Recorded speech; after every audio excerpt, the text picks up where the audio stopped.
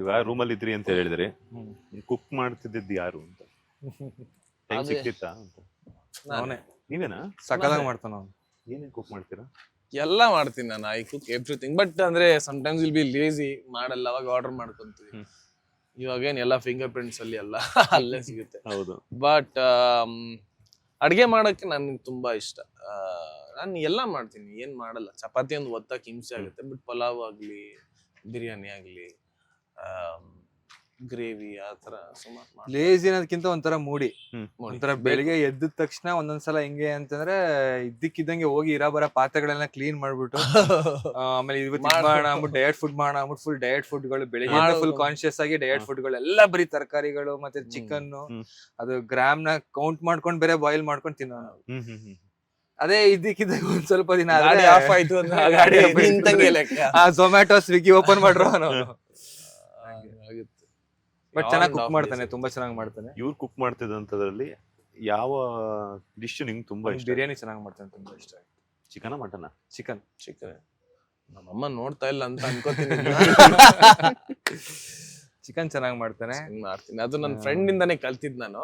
ಅಂದ್ರೆ ನನ್ನ ಫ್ರೆಂಡ್ ಸುಮಂತ್ ಅಂತ ಇದ್ದೀನಿ, ಅವನು is a very good cook. ನಮ್ಮ ಮನೆಗ್ ಬಂದಾಗೆಲ್ಲ ಮಾಡ್ತಾ ಇದ್ದ. ಅವ್ನು ಮಾಡುವಾಗ ನೋಡಿ ಕಲ್ತು, ಸೊ ನಮ್ದೇನೋ ಒಂಚೂರು ಅದ್ರಲ್ಲಿ ಇಂಟ್ರೊಡ್ಯೂಸ್ ಮಾಡಿ ಹಂಗೆ ಕಲಿಯಕ್ಕೆ ಶುರು ಮಾಡಿದ್ವಿ. ಆಲ್ ರೈಟ್, ಮುಂದಕ್ಕೆ ಹೋಗೋಣ. ಈಗ ಕೇಳಂಗಿದೆಯಲ್ಲ. ಈಗ ಕಾಲೇಜ್ ಅಂತ ಬಂದ್ರೆ ಹುಡುಗಿರ್ ಬೀಟ್ ಹಾಕುವಂಥದ್ದು ಅದು ಇದೆಲ್ಲ ಇರುತ್ತೆ. ಸೊ ಅದ್ರ ಬಗ್ಗೆ ಏನಾದ್ರು ಒಂದ್ ಸ್ವಲ್ಪ ರೀಕಾಲ್ ಮಾಡಕ್ಕೆ ನನ್ಗೆ ಭಯ. ಅವಾಗ ಅವನ್ಗೆ ಕೇಳೋಣ, ಫಸ್ಟ್ ನಂದು ಹೇಳ್ಬಿಡ್ತೀನಿ. ನನಗ್ ಭಯ ಏನಂತಂದ್ರೆ ಯಾರನ್ನೇ ಮಾತಾಡಿಸ್ಬೇಕು ಅಥವಾ ಯಾವ್ದೋ ಹುಡುಗಿಗೆ ಅಪ್ರೋಚ್ ಮಾಡ್ಬೇಕು ಅಂದ್ರೆ ನಂಗೆ ತುಂಬಾ ಹಿಂಜರಿಕೆ, ತುಂಬಾ ಭಯ. PU ಆಕ್ಚುಲಿ ಆತರ ಎಲ್ಲ ಏನೋ ಇನ್ಫ್ಯಾಚುಯೇಷನ್ ಆಗ್ಲಿ, ಕ್ರಶ್ ಆತರ ಎಲ್ಲ, ಬಟ್ ಅಪ್ರೋಚ್ ಮಾಡಕ್ ಭಯ. ಅವರೇ ಅಪ್ರೋಚ್ ಮಾಡಿದ್ರೆ ಮಾತಾಡಿಸ್ತಿದ್ದೆ ಅಷ್ಟೇ, ಅದು ಬಿಟ್ರೆ ಇನ್ನೇನಿಲ್ಲ. ನೀವ್ ಹೇಳಿ ಸರ್. ನಮ್ಮನ್ನ ಮಾತಾಡ್ತಾನಿಲ್ಲ ಹುಡುಗಿರು. ನಂಗೆ ಭಯ ಇರ್ಲಿಲ್ಲ ನಂಗೆ, ಬಟ್ ಆತರ ಬೀಟ್ ಹೊಡೆದಿದ್ದು ಆತರ ಏನಿಲ್ಲ. ಬೀಟ್ ಎಲ್ಲ ಹೊಡೆಯೋದು ಆತರ ಇರಲಿಲ್ಲ. ಬಟ್ ಸ್ವಲ್ಪ ನಾವೇನು ಅವ್ರಿಗೆ ಬೀಟ್ ಹೊಡಿದ ಅವ್ರು ನಮಗೆ ಹೊಡಿಲಿ ಅಂತ ಹೇಳಿ. ಬಟ್ ಬೈಕ್ ತಗೊಂಡಿದ್ ಖುಷಿಗೆ ಮೈಸೂರಲ್ಲಿ SDM ಕಾಲೇಜು, JSS ವುಮೆನ್ಸ್ ಅದ್ರ ಮುಂದೆ ತಿರ್ಗಾಡಿದಂತೂ ಇದೆ, ನೋಡ್ಲಿ ಅಂತ. ಅವ್ರಿಗೆ ನಾವು ಬೀಟ್ ಆಗ್ತಿರ್ಲಿಲ್ಲ, ಅವ್ರು ನಮ್ಮನ್ನ ನೋಡ್ಲಿ ಅನ್ನೋದೊಂದು ಅಂದ್ರೆ ನಮ್ಗೊಂದೊಂದು ಕ್ರೇಜು. ಬೈಕ್ ತಗೊಂಡಿದೀವಿ ಅಂತ ತೋರ್ಸ್ಕೋಬೇಕು. ಅವಾಗ ಬೈಕ್ ಇದೆ ಅಂತಂದ್ರೆ ಒಂಥರ ಅವನು ಒಂಥರ ಹೀರೋನೆ. ಬೈಕ್ ನನ್ನ ಹತ್ರ ಇತ್ತು ಒಂದು. ನಮ್ಮಪ್ಪ ಕಾಲೇಜ್ಗೆ ಹೋಗುವಾಗ ಕೊಟ್ಟಿದ್ದು ಪ್ಯಾಷನ್, ಅದ್ರಲ್ಲೇ ಸುತ್ತಾಡ್ತಾ ಇತ್ತು. ಸ್ಕೂಲ್ ಡೇಸ್ ಅಲ್ಲಿ ಅಥವಾ ಕಾಲೇಜ್ ಡೇಸ್ ಅಲ್ಲಿ ಟೀಚರ್ ಅಥವಾ ಲೆಕ್ಚರರ್ಗೆ ಯಾರಾದ್ರೂ ಲವ್ ಲೆಟರ್ ಬರ್ತಿತ್ತು ಅಂತ ಕೆಲ್ಸಗಳೇ ಮಾಡಿಲ್ಲ ನಾವು. ಕೆಲವು ಈ ತರ ಕೇಳಿದಾಗ ಅಂದ್ರೆ ಆ ತರನು ನೋಡಿ ಇಷ್ಟಪಟ್ಟು ಬಾವು ಅಂತ ಇಷ್ಟಪಟ್ಟಿದ್ದೆ. ಆದ್ರೆ ಭಯ ಹೇಳಿದ್ನಲ್ಲ ನೀವು. ಯಾಕೋ ರಿಕಾಲ್ ಮಾಡ್ಕೊಂಡ್ರೆ ಫ್ಲಾಶ್ ಬ್ಯಾಕ್ ಏನ್ ಹೋಗಿಲ್ಲ, ಇಲ್ಲೇ ಇದೀನಿ. ಇಲ್ಲ ಲೆಟರ್ ಗಿಟ್ರು ಅಂತ ಯಾಕೆ ಗೊತ್ತಾ, ಇವ್ರು ಲೆಕ್ಚರರ್ ಆಗಿದ್ರಲ್ಲ ಸೀರಿಯಲ್ ಅಲ್ಲಿ. ಯಾ ಅಲ್ಲ ಕ್ಯಾರೆಕ್ಟರ್. ಇಲ್ಲ, ನನಗೆ ಲೆಕ್ಚರರ್ ಮೇಲೆ ಕ್ರಶ್ ಅಂತ ಯಾವತ್ತೂ ಆತರ ಆಗಿರ್ಲಿಲ್ಲ.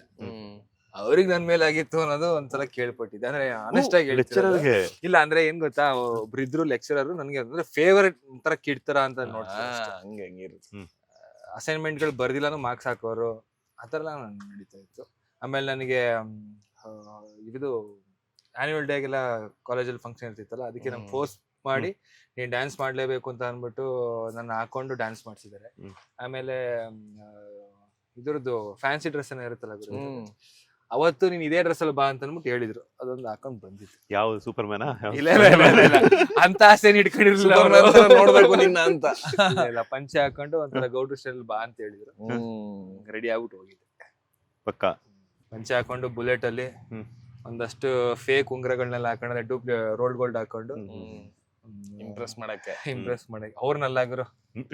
ಅದೇ ನೀನ್ ಇಂಪ್ರೆಸ್ ಮಾಡ್ಕೊಳಕ್ಕೆ ಹಂಗ ಹೋಗಿದ್ದಿದೆ. ಬನ್ನಿ ಈ ಹುಲ್ಲಿನ ಹಾಸನ್ ಮೇಲೆ ಕೂತ್ಕೊಂಡು ಹುಲ್ಲಿನ ಹಾಸು ಅದ್ರ ಮೇಲೆ ಹಾಸಿಗೆ ಕಣೋ, ಹುಲ್ಲಿನ ಹಾಸು ಅಂತ ಹಂಗೆ ಹೇಳದ್ ಕೂತ್ಕೋ.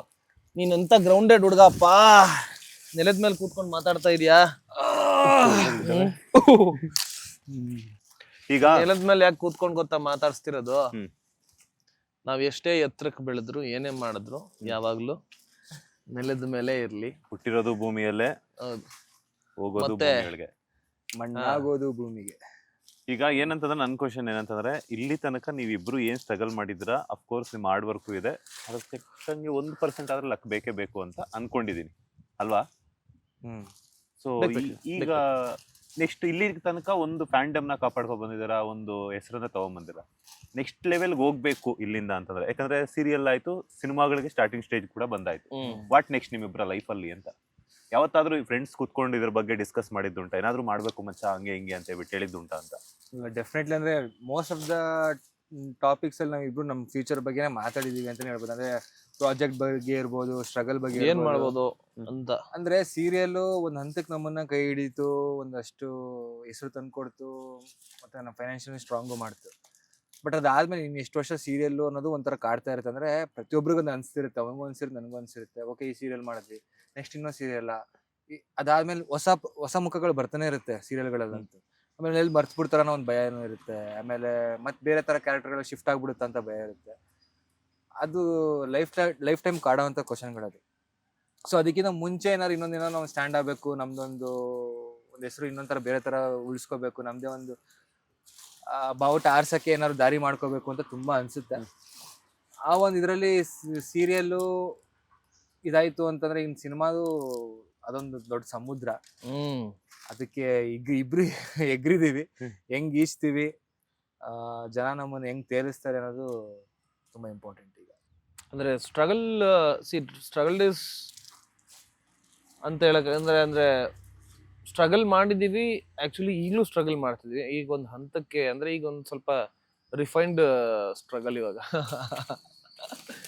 ನೆವರ್ ಎಂಡಿಂಗ್ ಇದು. ಹೌದು, ಆಕ್ಚುಲಿ ಇಟ್ಸ್ ಅಂದ್ರೆ ಏನಾದ್ರೂ ನೆಕ್ಸ್ಟ್ ಸಿನಿಮಾ ಅಂತ ಇದ್ದೇ ಇರುತ್ತೆ. ಈಗ ಒಂದು ಹಂತಕ್ಕೆ ನನಗೆ ಅನ್ಸೋದು, ಜನಗಳು ಒಂದು ಒಳ್ಳೆ ಸಕ್ಸಸ್ ಕೊಟ್ಟಿದ್ದಾರೆ.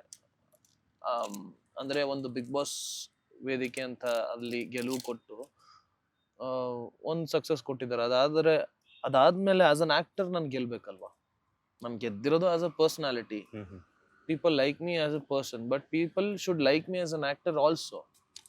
Of course my fans have loved me, but ನನಗೆ ಒಂದು ವೈಡ್ ರೇಂಜಲ್ಲಿ ಜನ ನಾನು ಇಷ್ಟಪಡಬೇಕು, ನನ್ನ ಸಿನಿಮಾಗಳನ್ನ ಇಷ್ಟಪಡಬೇಕು. ಒಂದು ಸಿನಿಮಾ ಬರ್ತಾ ಇದೆ ಅಂದರೆ ಬರಬೇಕು, ಮುಗಿಬಿದ್ದು ನೋಡಬೇಕು ಅನ್ನೋದು ಆಸೆ ಇದೆ. ಅದು ನೆರವೇರುತ್ತೆ, ಇವತ್ತಲ್ಲ ನಾಳೆ ನೆರವೇರುತ್ತೆ. ಅದ್ರ ಬಗ್ಗೆ ಕೆಲಸ ಮಾಡ್ತಾ ಇದೀವಿ.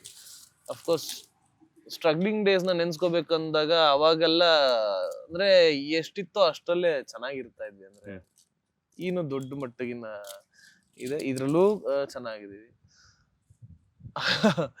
ಒಂಥರ ಅಡ್ಜಸ್ಟ್ಮೆಂಟ್ ಅಲ್ಲಿ ಇದೆ ಈ ಬದುಕೋದಿದೆಯಲ್ಲ, ಅದೊಂಥರ ಲೈಫ್ ಒಂಥರ ಚೆನ್ನಾಗಿರುತ್ತೆ. ಆಗ್ಲೂ ಕಷ್ಟ ಪಡ್ತಾ ಇರ್ತೀವಿ, ಆದ್ರೆ ಮನಸ್ಸಲ್ಲಿ ಸಾಕಷ್ಟು ಆಸೆ ಇರುತ್ತೆ. ಆಸೆ ಕಡೆ ಕೆಲಸ ಮಾಡುವಾಗ ಕಷ್ಟ ಅನ್ಸಲ್ಲ ಅಲ್ವಾ?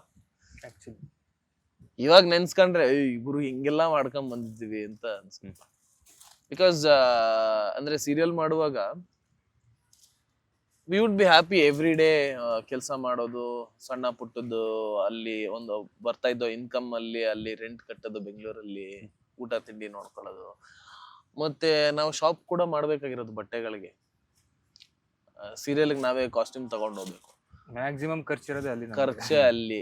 ಸೊ ಏನು ಮಿಗ್ತಾ ಇರ್ಲಿಲ್ಲ. ಬಟ್ ಅದೊಂಥರ ಏನಂತಾರೆ, ಡೈಲಿ ಚಿತ್ರಾನ್ನ, ಅದೇನೋ ಅಂತಾರಲ್ಲ, ಅದು ವರ್ಷದ ಕೂಳು, ಇದು ಹರ್ಷದ ಕೂಳು. ಹಂಗೆ ಸಿನಿಮಾ ಹರ್ಷದ ಕೂಳಂತೆ, ಸೀರಿಯಲ್ಲು ವರ್ಷದ ಕೂಳಂತೆ. ವರ್ಷ ಪೂರ್ತಿ ಕೆಲಸ ಮಾಡ್ತಾ ಇರ್ತೀವಿ. ಇದೊಂದ್ಸಲಿ ಸಿನಿಮಾ ಕೆಲಸ ಮಾಡಿ ಚೆನ್ನಾಗಾಯ್ತು ಅಂದ್ರೆ ತುಂಬಾ ಚೆನ್ನಾಗಾಗುತ್ತೆ. ಹಂಗೆ ಆ ರೀತಿ ಒಳ್ಳೆ ಸಿನಿಮಾಗಳು ಮಾಡ್ಬೇಕು ಅನ್ನೋ ಆಸೆ. ಹಂಗಾಗಿ ಒಳ್ಳೆ ಸಿನಿಮಾ ಮಾಡಿದಾಗ ಅದಕ್ಕೆ ಸಪೋರ್ಟ್ ಮಾಡ್ಬೇಕು ಅನ್ನೋ ಆಸೆ ಅಷ್ಟೇ. ಲೇಟೆಸ್ಟ್ ಹಾಗೂ ಇಂಟ್ರೆಸ್ಟಿಂಗ್ ಸುದ್ದಿಗಳಿಗಾಗಿ ಬಾಸ್ ಟಿವಿ ಕನ್ನಡ ಚಾನೆಲ್ನ ಸಬ್ಸ್ಕ್ರೈಬ್ ಮಾಡಿ, ಹಾಗೆಯೇ ಬೆಲ್ ಐಕಾನ್ ಪ್ರೆಸ್ ಮಾಡಿ. ಇದರ ಜೊತೆಗೆ ಫೇಸ್ಬುಕ್, ಇನ್ಸ್ಟಾಗ್ರಾಮ್, ಎಕ್ಸ್ನಲ್ಲೂ ಮಿಸ್ ಮಾಡದೆ ಫಾಲೋ ಮಾಡಿ.